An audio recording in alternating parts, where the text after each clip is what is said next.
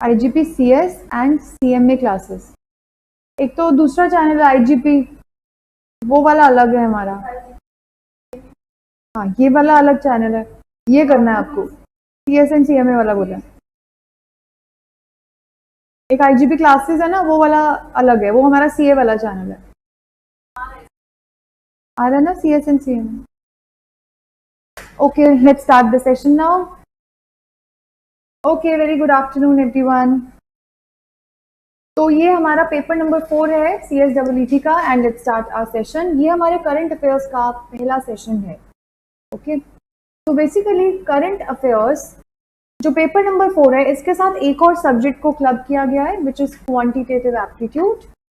तो current affairs और quantitative aptitude वैसे देखा जाए तो दोनों बिल्कुल डिफरेंट सब्जेक्ट्स हैं। करंट अफेयर्स 30 मार्क्स का है और क्वांटिटेटिव एप्टीट्यूड 20 मार्क्स का है। टोटल मिला के 50 मार्क्स का ये आपका एग्जाम है। 35 MCQs आपसे पूछे जाएंगे, कुछ 2 मार्क्स के पूछेंगे और कुछ 1 मार्क का पूछेंगे। अब सबसे अच्छी बात क्या है, किसी भी सब्जेक्ट में कोई नेगेटिव मार्किंग है? No, there is no negative marking. One more thing, starting में अगर मैं आपको बताऊं कि ICSI ने जो आपको ये रेफरेंस मटेरियल प्रोवाइड किया है, इसमें से आप मान लो कि 20 to 30% एग्जाम में से आएगा सिर्फ। बाकी आपको करंट अफेयर्स की तैयारी के लिए न्यूज़पेपर्स को पढ़ना ज़रूरी है, न्यूज़ पढ़नी भी बहुत ज़्यादा ज़रूरी है। तो जैसे मैंने आपको बताया, जो हमारे फेस टू फेस स्टूडेंट्स हैं शायद उनसे पहले भी बात हुई है और आज हमारा पहला सेशन है यूट्यूब पे। तो let me tell you all कि आप इन 3 न्यूज़पेपर्स में से भी कोई भी बेस्ट न्यूज़पेपर चूज कर सकते हो। Times of India English newspaper है, नेशनल न्यूज़पेपर है, ठीक है, हिंदुस्तान टाइम्स, या फिर सबसे बेस्ट जो न्यूज़पेपर है वो है द हिंदू, ठीक है। तो इसका इंग्लिश वर्जन आप हमेशा रीड करेंगे। क्या रीड करना है, कितना रीड करना है, वो आगे आने वाले सेशंस में मैं आपको बताती जाऊंगी, ठीक है। सो आज हम ये डिस्कस नहीं करेंगे, बट मैंने आपको इन्फॉर्म किया कि करंट अफेयर्स का जो पेपर है वो न्यूज में से ज्यादा आता है एज कंपेयर टू जो रेफरेंस मटेरियल। रेफरेंस मटेरियल में हमारे पास 5 चैप्टर्स हैं, we are gonna cover those chapters also, plus news भी हम साथ साथ कवर करते जाएंगे। अब न्यूज में आपको 3-4 सेक्शंस ही पढ़ने होते हैं, जैसे कि आप नेशनल वाला सेक्शन रीड करोगे, national news, and then international news, business से रिलेटेड, इकोनॉमी, एंड लास्ट आता है स्पोर्ट्स। ये 4 सेक्शंस मोस्टली आपको रीड करने रहेंगे which is important for you. अब आप जैसे इसको रीड कर रहे हैं तो डेली बेसिस पे आप सिर्फ 15 से 20 मिनट डेली अगर आप लगाएंगे इसके ऊपर तो इट्स मोर देन इनफ। मतलब ये 4 पेजेस की आपको फटाफट से न्यूज कवर करनी है और इसके लिए एक नोटबुक भी आप लगा सकते हैं, एक छोटी सी नोटबुक जिसमें आप स्पेशली करंट अफेयर्स को नोट कर रहे हैं। फॉर एग्जाम्पल कल से या परसों से आप स्टार्ट कर रहे हैं तो सबसे पहले वहां पे आप डेट लिखते हैं अपनी नोटबुक में और उस डेट की बेस्ट कोई भी 10 न्यूज की हेडलाइंस आपको लिख लेनी है। न्यूज आपने पढ़ी डिटेल में, लेकिन आप अपने नोट्स बनाने के लिए कोई भी 10 हेडलाइंस जो बेस्ट आपको अपने नॉलेज के हिसाब से लग रही है उसको आप नोट करेंगे। तो इससे क्या होगा, पढ़ा हमने बहुत कुछ है जो, लेकिन आपको जो इंपॉर्टेंट लग रहा है उसको 10 आपने नोट कर लिया है। अब जब हमारे करंट अफेयर्स के सेशन हुआ करेंगे, हम उसमें से बेस्ट 2 न्यूज हर स्टूडेंट को बोलेंगे। अपनी 10 लिखी हुई हेडलाइंस में से आपको 2 सबके सामने रीड करनी है। जब वो बच्चा 2 हेडलाइंस आपको बता रहा है तो उससे होगा क्या, बाकी बच्चों ने अगर वो चीज इंपॉर्टेंट नहीं नोट की थी तो वो उनकी नॉलेज में भी आ जाएगा, उनके साथ भी वो शेयर हो जाएगा। तो ऐसे करते करते आप डेट वाइज न्यूज के भी नोट्स बनाने शुरू करेंगे जब से पढ़ना शुरू करेंगे। क्योंकि अगर आपने 1 महीने पहले की न्यूज पढ़ी है तो हम एग्जाम तक तो भूल जाते हैं ना कि भाई क्या था उस न्यूज में। तो this is the way how we remember news also for exam purposes, right. तो ये काम आपका नेक्स्ट क्लास से, अब लास्ट टाइम है, नेक्स्ट क्लास से हमारा शुरू हो जाना चाहिए, ठीक है। तो नेक्स्ट क्लास में जब भी हम मिलेंगे we will discuss best news headlines also. आपकी कॉपी में चेक करूंगी, सबका लिखा होना चाहिए, ठीक है, और उसमें से बेस्ट टू न्यूज हर बच्चा शेयर करेगा। ओके जी। हाँ, हेडलाइंस अगर आपको मैंने 10 लिखने के लिए बोली है, दैट डजंट मीन आप सिर्फ 10 ही न्यूज पढ़ रहे हो। Just have a look 4 pages में, इसमें नेशनल, इंटरनेशनल, बिजनेस और स्पोर्ट्स में सेक्शंस में क्या क्या लिखा है, और फटाफट से उसको अपनी कॉपी में हेडलाइंस उसकी सिर्फ नोट करेंगे। न्यूज ऐसे पढ़ के आना कि जो 2 बेस्ट न्यूज आप बता रहे हो उसके अंदर के बारे में भी आपको एटलीस्ट थोड़ी सी नॉलेज हो, आप शेयर करेंगे, ठीक है। तो हर करंट अफेयर्स के सेशन में ये 5 to 7 मिनट्स की एक्टिविटी हम जरूर क्या करेंगे to be updated. Okay, apart from this हमारे रेफरेंस मटेरियल में we have in total 5 chapters. Take out for you. तो दीज आर द चैप्टर्स जो हमारे 30 नंबर के आने वाले हैं। पहला है national and international body. Chapter number 1 जो है वो सबसे ज्यादा लेंथी है। जैसे चैप्टर नंबर 1 कवर हो जाएगा तो सेकंड, थर्ड, फोर्थ, फिफ्थ या दो या तीन क्लासेस में निकल जाता है, ठीक है। First chapter is quite lengthy, it will take a lot of time. National और इंटरनेशनल अफेयर्स, बहुत सारी बॉडीज है हमारे पास। नेशनल बॉडीज आज हम 2 कवर कर लेंगे, आरबीआई एंड सेबी, ठीक है, ये नेशनल बॉडीज है। इसके अलावा और भी नेशनल बॉडीज के नाम आपको पता है, सीसीआई, आईबीबीआई, आईसीएसआई, ये सब नेशनल बॉडीज होती हैं। इसके अलावा इंटरनेशनल बॉडीज जैसे कि IMF, international monetary fund, BIMSTEC, SAARC, Asian, ये सब नाम सुने आपने, ये सब हमारी इंटरनेशनल बॉडीज हैं। G20, G7, ये सब सुना है ना बेटा, ये सब इंटरनेशनल बॉडीज हैं। इंटरनेशनल बॉडी में पार्टिसिपेट कौन करता है? Who will become the member of international body? All the countries, all, not all the countries, मतलब जो डिफरेंट कंट्रीज यहाँ पे कुछ फायदा लेना चाहती है उस बॉडी का, तो दे बिकम द मेंबर, ठीक है। और कुछ मेंबर्स, कुछ मतलब कंट्री मेंबर्स मिलके ये इंटरनेशनल बॉडी को शुरू करते हैं। और नेशनल बॉडी क्या है? इसमें मेंबर कौन बनेगा? Different states and the government of India. Okay, next chapter आता है फाइनेंशियल अफेयर्स। बहुत छोटा चैप्टर है, न्यूज से रिलेटेड ही है मोस्टली चैप्टर। ये 2 क्लासेस में हम इसको कवर कर लेंगे। स्टॉक एक्सचेंज, स्टॉक शेयर्स कैसे इशू हो रहे हैं उससे रिलेटेड, और उससे रिलेटेड जो लेटेस्ट न्यूज है वो हम कवर करेंगे। चैप्टर नंबर 3 में पॉलिटिकल अफेयर्स है, बहुत लर्निंग पार्ट भी रहेगा, जैसे आपको लेटेस्ट कैबिनेट मिनिस्टर्स के नाम याद करने पड़ेंगे। लेटेस्ट मिनिस्टर्स कौन है हमारे लेटेस्ट वाले, उनके भी नाम याद करने के लिए मैं आपको दूंगी। और याद करने का बहुत आसान तरीका है, हम 4 से 5 बार इस टॉपिक का क्विज ले लेंगे क्लास में। तो जब क्विज होता है ना, आप अच्छे से लर्न करके आते हो, टीम में डिवाइड होते हो, अपनी कंपटीशन स्पिरिट के हिसाब से आप उसको आंसर करते जाओगे, तो क्लास में हमारी ये सब एक्टिविटीज होती जाएंगी। Next point number 4, legal and other affairs. Legal and other affairs भी छोटा चैप्टर है, ज्यादा लंबा नहीं है। इसमें हम कॉन्स्टिट्यूशन के कुछ लीगल टॉपिक्स हैं, जैसे कि हमारे देश में कितने कोर्ट्स हैं। We have supreme court of India, high court of India, and we have some other district courts as well. तो कोर्ट कैसे बने, कॉन्स्टिट्यूशन के, ये वाले पार्ट को हम इस चैप्टर में कवर करेंगे। And the last chapter is business and economy. मैंने आपको क्या बोला था, हमारा जो बिजनेस एनवायरनमेंट का चैप्टर है, कौन सा? Chapter number 8। और करंट अफेयर्स का पहला चैप्टर है जो, उसके कॉमन टॉपिक्स हो जाएंगे। अच्छा, इसमें जो लास्ट चैप्टर है ना, chapter number 5, business and economy, इसमें बिजनेस से रिलेटेड कितने बिजनेसेस हैं, कितने बिजनेसेस का मर्जर हो गया है, कौन से बिजनेस ने किसको टेक ओवर कर लिया इंडिया में, उससे रिलेटेड लेटेस्ट न्यूज आप पढ़ोगे, और उसको मैं लर्न भी करवा दूंगी क्लास में, ठीक है। तो इजी है ओवरऑल जो हमारे रेफरेंस मटेरियल में से हमें कवर करना है। इसके अलावा टेंशन की जरूरत नहीं है, हम न्यूज़पेपर में से न्यूज कवर करते जाएंगे, ठीक है, जितना पॉसिबल हो। अगर आप घर पे लंच या डिनर अपने पेरेंट्स के साथ कर रहे हो, तो जस्ट टेक आउट टाइम कि आप साथ साथ टीवी देखते हुए डिनर कर रहे हैं और न्यूज चैनल चला लिया आपने कोई, और कोई टॉपिक अगर आप फैमिली में बैठ के डिस्कस कर रहे हो न्यूज से रिलेटेड, तो आप टीवी में देखोगे, तो आप अपने आप अपडेट होते जाओगे।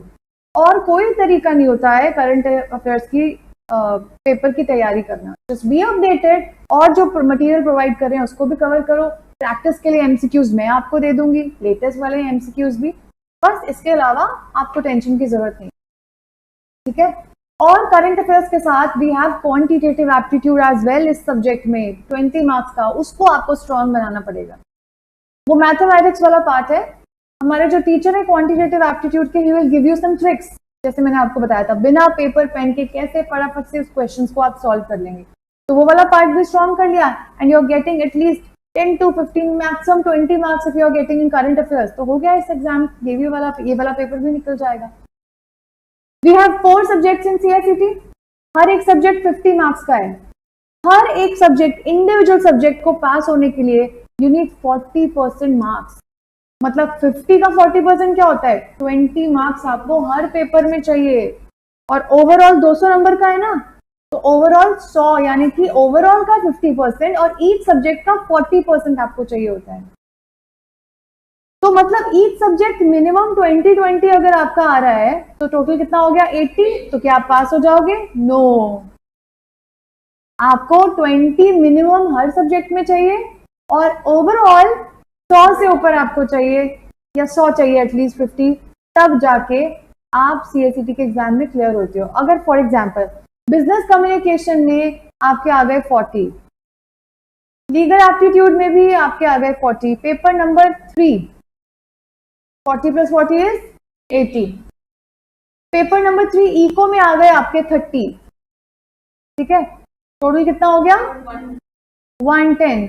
अभी करंट अफेयर्स बाकी है, current affairs and quantitative aptitude में आपके आए 19, तो क्या आप पास हो सीएसईटी में? स्कोर नहीं बेटा, मिनिमम 20 इसमें नहीं आए ना। एक सब्जेक्ट में भी अगर आपके मिनिमम 20 नहीं आए, या ओवरऑल 100 से कम बन गया अगर, तो आप सीएसईटी क्लियर नहीं करते हो फिर। करेक्ट, तो इस चीजों का ध्यान देना, हर सब्जेक्ट को इंपॉर्टेंस देनी है आपको। अभी मैं आपका फर्स्ट चैप्टर स्टार्ट कर रही हूँ और इसमें नेशनल बॉडीज 2 हम कवर करेंगे, आरबीआई एंड सेबी, ये आज के हमारे टॉपिक्स रहेंगे।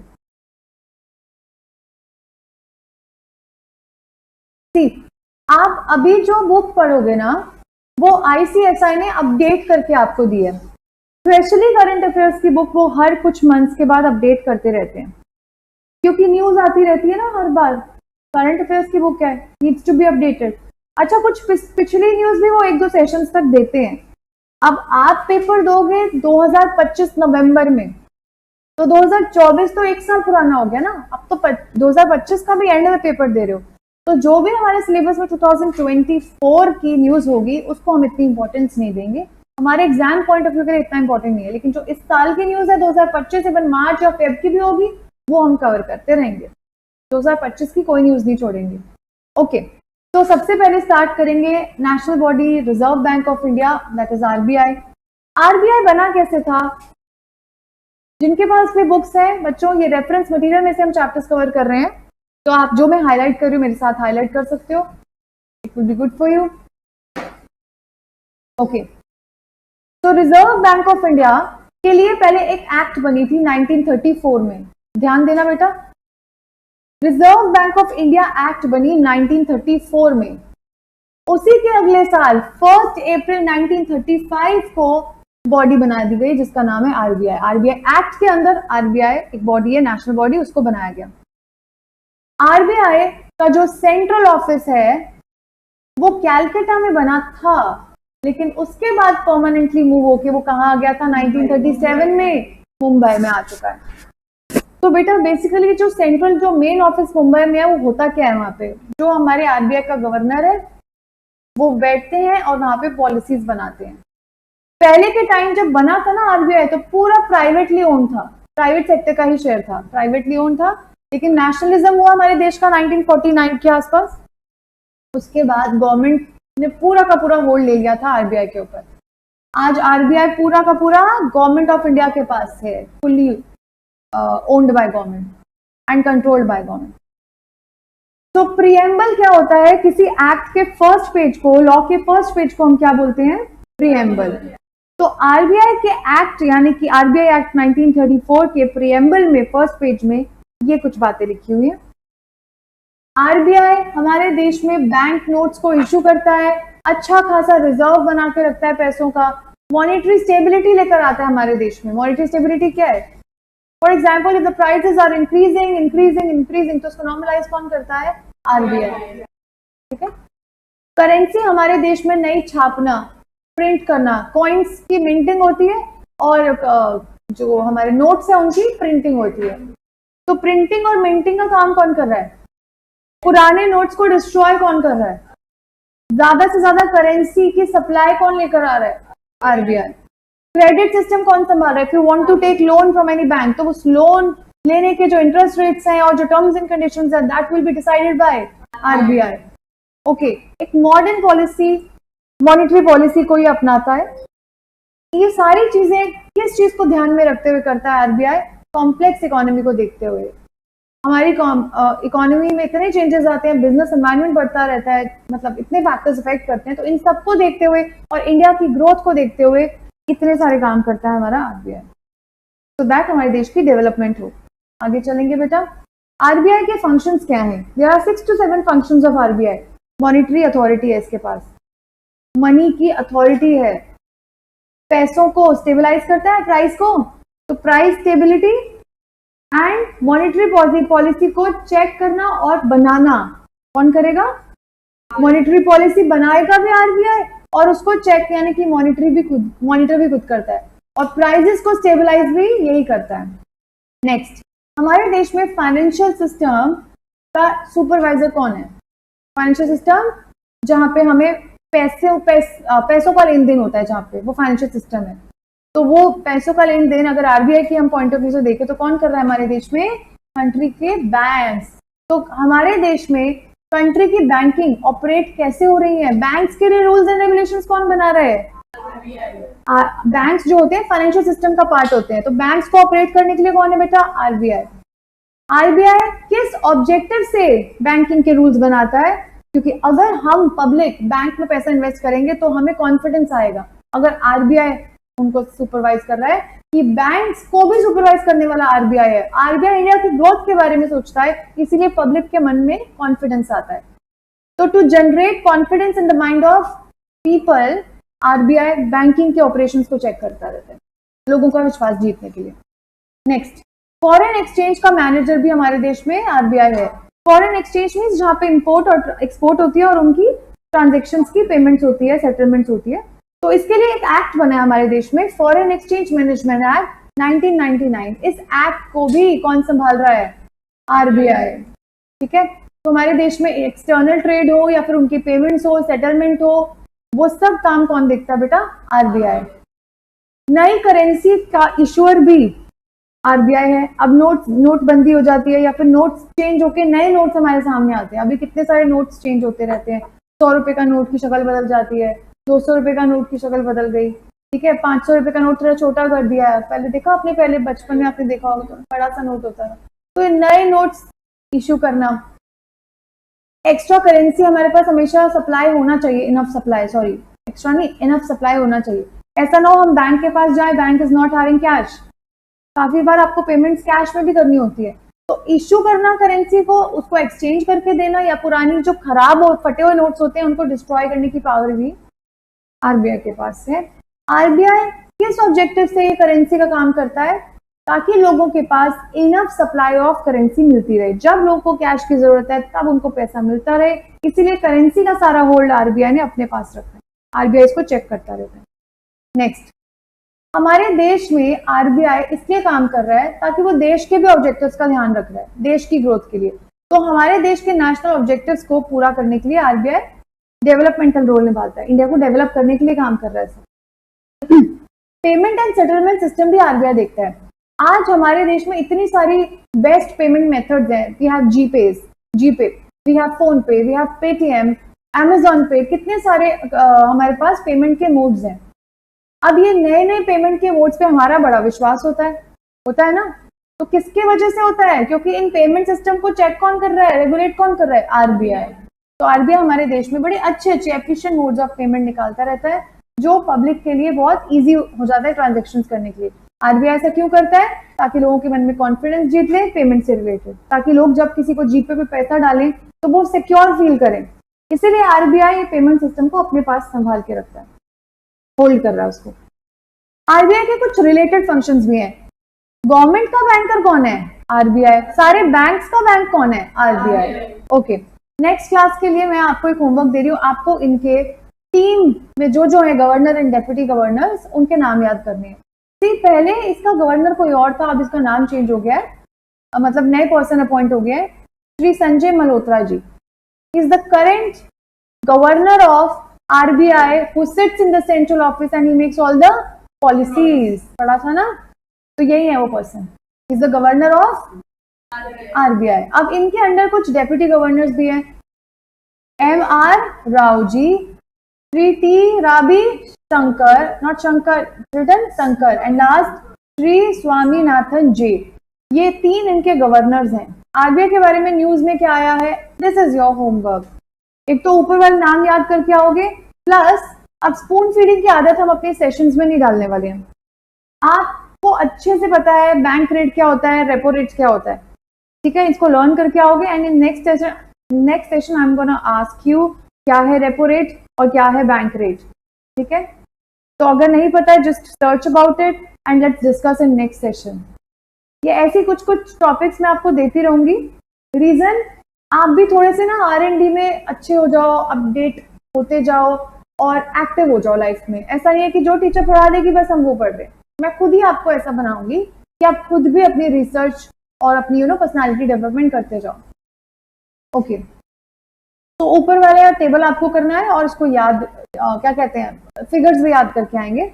अब आरबीआई के बारे में एक छोटी सी न्यूज है. 19 मार्च 2025 को आरबीआई में अपॉइंट हुआ एक न्यू एग्जीक्यूटिव डायरेक्टर जिनका नाम है श्री इंद्रानिल भट्टाचार्य, ठीक है. ये एग्जीक्यूटिव डायरेक्टर की पोस्ट पे कौन सी डेट को, आपको सिर्फ ये करना है नाम क्या है उस पर्सन का, कौन सी पोस्ट पे अपॉइंटेड है और कौन सी डेट को अपॉइंटेड है. न्यूज में से बस ये पुट करना है आपको. श्री इंद्रानिल भट्टाचार्य जी एक न्यू एग्जीक्यूटिव डायरेक्टर अपॉइंट हो चुके हैं इस साल आरबीआई के 19 मार्च 2025 को, ठीक है. ये इफेक्टिव डेट थी. इसी डेट से उनकी पोजीशन लागू होनी उनके ऊपर शुरू हो गई. मान लिया गया था इस डेट से वो अपॉइंट हो चुके हैं, उसको बोलते हैं इफेक्टिव डेट. नेक्स्ट न्यूज एक और है आरबीआई के बारे में. आरबीआई ने एक एनुअल कॉन्फ्रेंस की थी. डेट क्या लिखी हुई है बेटा, 17 मार्च 2025 को. अब ये कॉन्फ्रेंस किस चीज के ऊपर थी, कॉन्फ्रेंस का टॉपिक मैं आपको बताती हूँ. Transforming grievance redressal the AI advantage. AI means artificial intelligence. Artificial intelligence का एडवांटेज उठा के कैसे आरबीआई हेल्प करेगा इंडिया में कोई भी प्रॉब्लम्स अगर हो रही है ना बैंकिंग सिस्टम से रिलेटेड, उन प्रॉब्लम्स यानी कि ग्रीवियंस को रिड्रेस करने के लिए आर्टिफिशियल इंटेलिजेंस की मदद कैसे ले सकते हैं. इस टॉपिक के ऊपर डिस्कस करने के लिए कॉन्फ्रेंस हुआ था 17 मार्च इसी साल 2025 को. और ये कॉन्फ्रेंस अटेंड बहुत लोगों ने किया था. बहुत सारी कंपनीज के मैनेजिंग डायरेक्टर थे, सीईओ जो उस कॉन्फ्रेंस में आए थे. एनबीएफसी के बहुत सारे डायरेक्टर्स थे. Non bank payment system operators, ये सब लोग अटेंड कर रहे थे मीटिंग्स, वो कॉन्फ्रेंस जो थी, ठीक है. और टॉपिक क्या था, ट्रांसफॉर्मिंग ग्रीवियंस रिड्रेसल. जो प्रॉब्लम सॉल्व करने का तरीका है वो किसकी हेल्प से पॉसिबल होगा, एआई की हेल्प से, ठीक है. इस टॉपिक के ऊपर डिस्कस करने के लिए कॉन्फ्रेंस अरेंज की थी.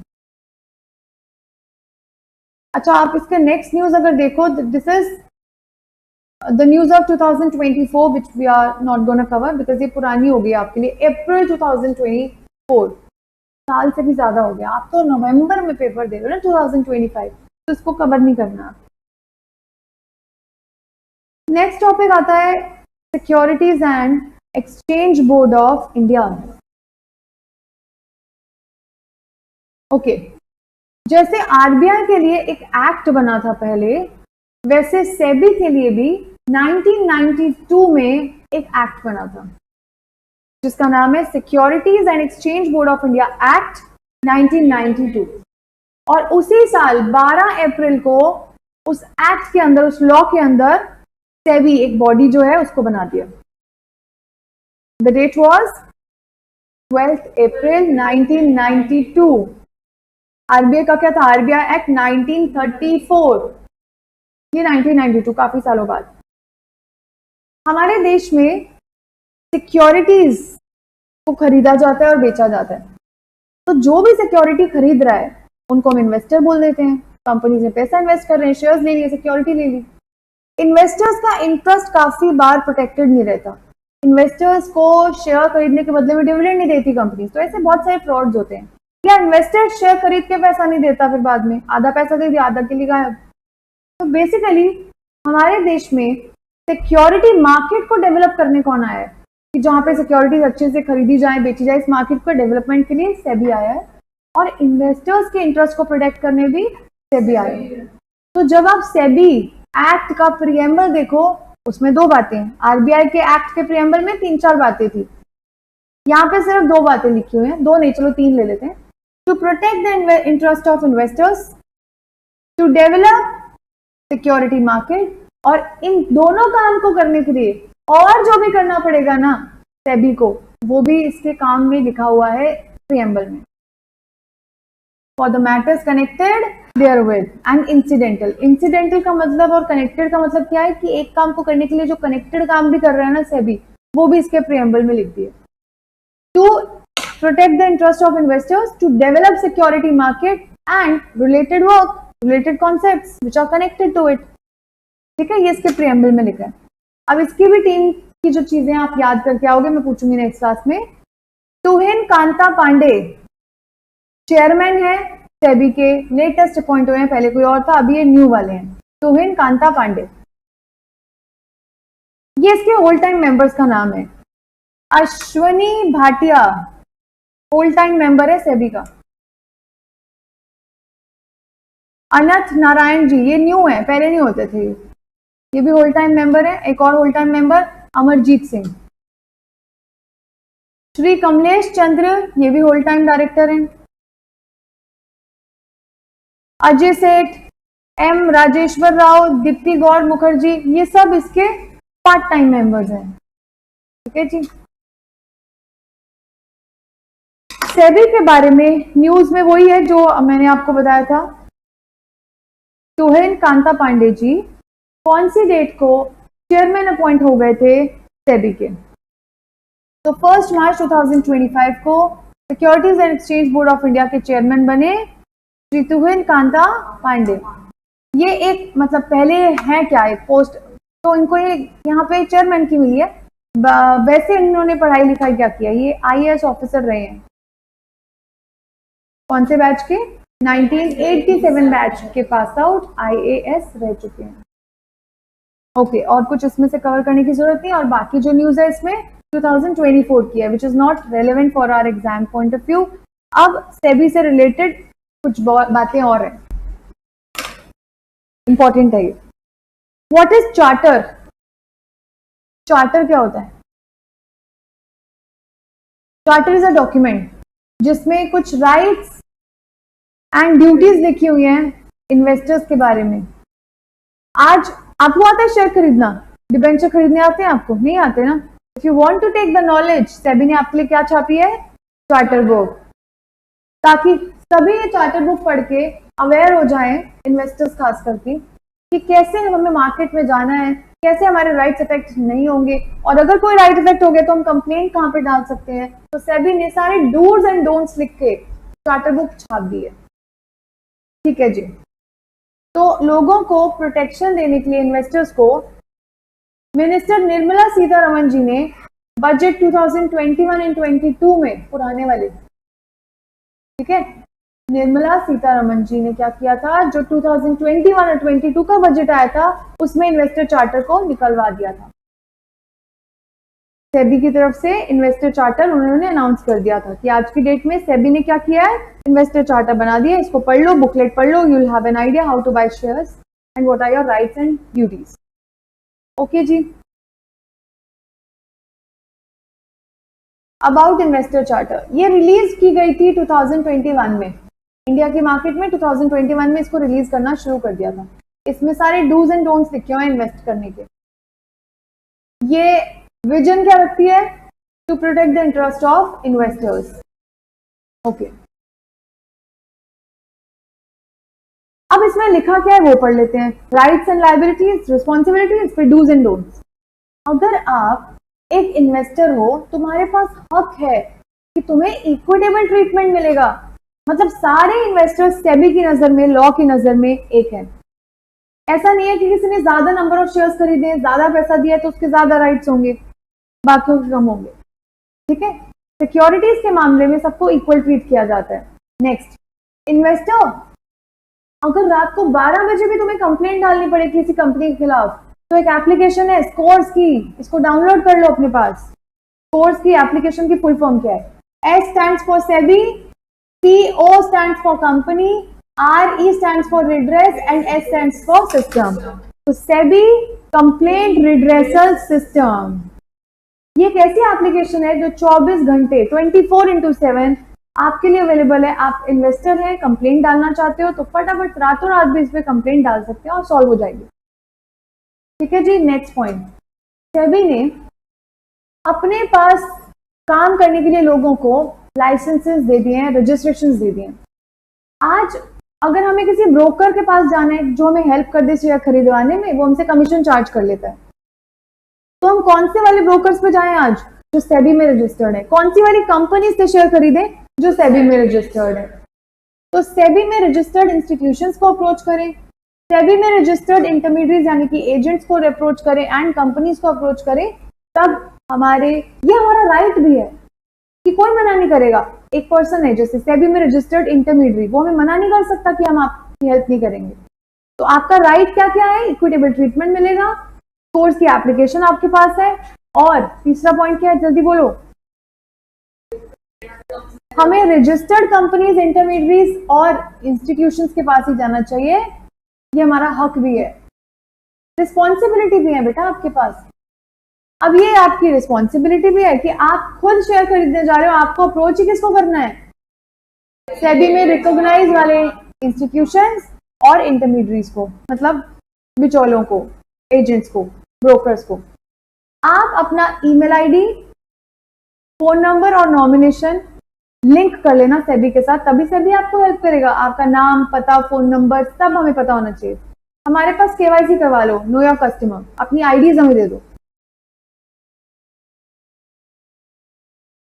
आपको भी डूज पढ़ रहे हो ना इन्वेस्टर, तुम्हें भी ये देखना है कि तुम्हारे ग्रीवेंसेस टाइम से सॉल्व हो रही है या नहीं हो रही। बैठे मत रहो, कोई प्रॉब्लम है तो किसी कंपनी के खिलाफ आप देखो टाइम से, अगर आपने कंप्लेंट किया तो टाइम से सॉल्व हो रही है या नहीं, आप फिर उसकी कंप्लेंट करोगे। आपको ये देखना है इन्वेस्टर कि accounts are operated for their own business benefit. मतलब तुम्हारा जो अकाउंट है, डीमैट अकाउंट चुना आपने, जो हमारा ऑनलाइन अकाउंट होता है सिक्योरिटीज खरीदने का, तो वो आपका ड्यूज बता रहे हैं, ड्यूटी है आपकी कि आप ये अकाउंट अपने खुद के बेनिफिट्स के लिए खरीदना। अपने अकाउंट का लॉगिन आईडी पासवर्ड किसी और को मत देना कि तुम मेरे अकाउंट से सिक्योरिटीज खरीदो बेचो, इसको खुद के लिए यूज करना। Do not share it with anyone.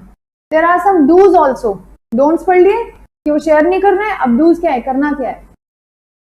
कोई भी शेयर खरीदने से पहले उस डॉक्यूमेंट को अच्छे से पढ़ लेंगे, शेयर खरीदने के डॉक्यूमेंट को, प्रोस्पेक्टस को पढ़ लेंगे, एप्लीकेशन को अच्छे से पढ़ लो, अपने खुद के ग्रीवियंस रिड्रेसल मैकेनिज्म को जानो।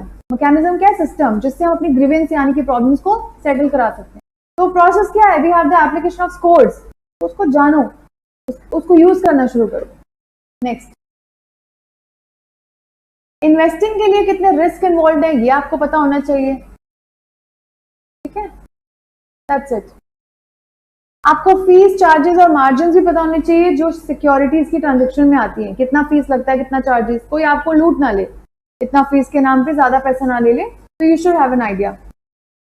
ओके, जो भी ट्रांजेक्शन करोगे उसकी डॉक्यूमेंट को प्रिजर्व, संभाल के रखना प्रूफ के तौर पे। ये आपके डूज है। डोंट्स क्या हो गए? कैश में सारी पेमेंट मत करना, घपले हो जाते हैं। कैश का रिकॉर्ड नहीं रहता है ना, तो सामने वाला मुकर गया अगर कैश ही नहीं मिला, तो सारी पेमेंट कैश में मत करना। नेक्स्ट, कोई भी अपनी खुद की क्रिटिकल इंफॉर्मेशन किसी के साथ शेयर ना करें। अपने खुद के डीमैट अकाउंट का log in ID, password, DIS, do not share it with anyone.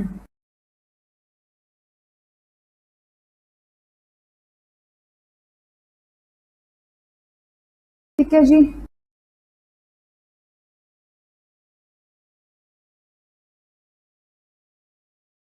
एक और बॉडी कर लेते हैं, वी हैव टाइम।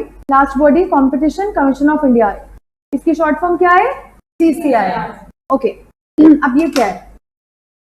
कंपटीशन के हिसाब से guys, we have so many types of market. We have perfect competition, we have oligopoly, monopoly, duopoly. तो इतनी सारी मार्केट्स हैं। इन सारे मार्केट्स को चेक करने के लिए कौन आया है कंपटीशन के हिसाब से कि इस मार्केट में कंपटीशन बरकरार रहना चाहिए। कभी भी कोई मोनोपोली बनाने की कोशिश ना करे। आपको पता है आज की डेट में मोनोपोली बनाने तो गवर्नमेंट से पूछना पड़ता है पहले। तो मोनोपोली बनाना वैसे तो बैन है, जिनको अलाउड है या परमिशन लिया है वही मोनोपोली बना सकते। कहते हैं बिजनेस करने आए हो, कंपटीशन बरकरार रहना चाहिए। कंपटीशन को अगर कोई डिस्ट्रॉय करने की कोशिश करेगा तो उसके लिए कौन है हमारे देश में? CCI, competition commission of India. Okay, तो competition commission of India act जो हमारे सामने आई थी 2002 में, और आगे जाके इसको अमेंड यानी कि चेंज कर दिया था कॉम्पिटिशन अमेंडमेंट एक्ट 2007। ये एक तरह का मॉडर्न कॉम्पिटिशन लॉ है। मॉडर्न क्यों है? पहले हम कहते थे यार कॉम्पिटिशन से डर लगता है, वो हमें कम्पीट कर रहे हैं। आज क्या है, कॉम्पिटिशन को बढ़ावा देते हैं। जितना कम्पीट करना है कर लो, जो जितना टफ कॉम्पिटिशन होगा ना, ज्यादा कंपटीशन होगा, उतना आप अपने आप को प्रूव कर पाओगे। इतने सारे लोगों में जब बेटर प्रूव करते हो आप, ठीक है, तो आप कंपटीशन से आगे निकल गए। तो मॉडर्न कंपटीशन लॉज यही है कि कंपटीशन को होने दो, खराब मत करो, मोनोपोली ना बनाओ। लेकिन फिर भी बहुत सारे ऐसे बिजनेसेस हैं जो एंटी कॉम्पिटिटिव अग्रीमेंट करते हैं कि तू मेरे साथ कंपटीशन मत कर, मैं आपको पैसे देता हूं, आप मेरे साथ कंपीट मत कीजिए मेरे बिजनेस में, आप अलग तरीके का कर लिए, मैं अलग तरीके का कर लेती हूँ। ऐसे अग्रीमेंट्स को बैन कौन करता है? सीसीआई। जो भी डोमिनेंट पोजीशन को का अब्यूज कर रहे हैं, अब्यूज मतलब गलत काम कर रहे हैं, डोमिनेंट पोजीशन का मींस डोमिनेट करके बैठे हैं मार्केट को, ऐसे काम सीसीआई नहीं होने देगा। आप डोमिनेट नहीं कर सकते, आप कंपीट कर लोगों के साथ, आप मोनोपोली क्यों बना रहे हो? एंड कॉम्बिनेशन नहीं बना सकते। लोग कहते हैं कॉम्पिटिशन नहीं बनाते हम, चलो कंबाइन हो जाते हैं, ए और बी दोनों कंपनी मिलकर काम करने लग गई। कॉम्पिटिशन खराब कर दिया ना तुमने, दोनों को अलग अलग रहने देते, कंपीट करते। तो बेटा अगर कॉम्बिनेशन भी बनानी है, कंपनी की मर्जर्स भी करनी है, तो हमें हमारे देश में किससे पूछना पड़ता है? सीसीआई से। तो 3 पॉइंट्स है, जितने भी एंटी कॉम्पिटिटिव अग्रीमेंट है उनको प्रोहिबिट करेगा, मना करेगा, कोई अब्यूज नहीं करेगा डोमिनेंट पोजीशन का मार्केट में, एंड तीसरा पॉइंट, कोई कॉम्बिनेशंस नहीं बनाने की कोशिश करेगा फालतू में। अगर बना रहे हो तो किससे पूछेंगे? सीसीआई से। बेसिकली कंपटीशन के ऊपर जो बहुत ही बुरा प्रभाव डालते हैं ना लोग, उनको चेक करने के लिए सीसीआई आया है। आगे चलते हैं। सीसीआई 14 अक्टूबर 2003 से काम कर रहा है। सीसीआई में टोटल एक चेयरपर्सन है और 7 मेंबर्स हैं। 7 के 7 मेंबर्स को सेंट्रल गवर्नमेंट ने अपॉइंट किया। मार्क करते जो जिसके पास बुक है, एक चेयरमैन होगा सीसीआई का, 6 मेंबर्स हैं, 6 के 6 मेंबर्स सेंट्रल गवर्नमेंट ने अपॉइंट किए हैं।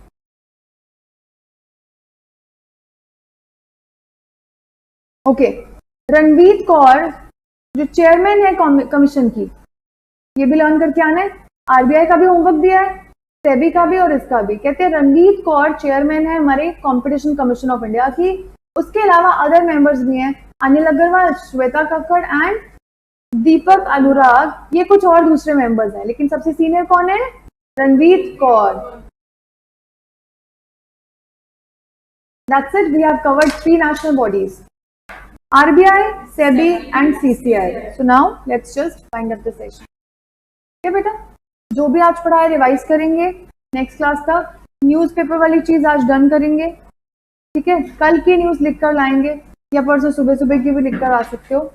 4 से 5 सेक्शंस आपको पढ़ने हैं, उसमें 15 से 20 मिनट लगाना है, और 10 कोई भी पूरे न्यूज जितनी पढ़ी है उसमें से 10 अपने नॉलेज के हिसाब से 10 हेडलाइंस लिखना, जिसमें से आप क्लास में कोई 2 एक्सप्लेन करोगे, ठीक है। चलो लेट्स वाइंड अप।